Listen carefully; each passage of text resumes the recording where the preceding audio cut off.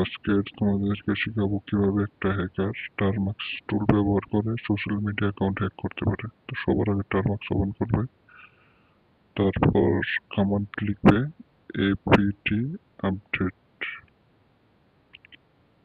লেখার পরে এন্টার করে দিবে। তারপর কমান্ড লিখবে apt আপগ্রেড, লেখার পর এন্টার করে দিবে। এখন আমি কিটগুলো এইসব কমান্ড কমেন্ট বক্সে আমি দিয়ে দিব, ওইখান থেকে দেখে নেবে।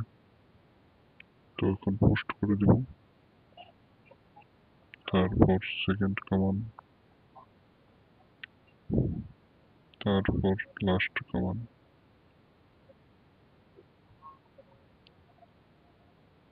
তো একটা হ্যাকার এই টুলস ব্যবহার করেই সোশ্যাল মিডিয়া অ্যাকাউন্ট হ্যাক করতে পারে। তো তোমরা যদি পুরোপুরি শিখতে চাও আমাকে করে সাবস্ক্রাইব লাইক করে দাও।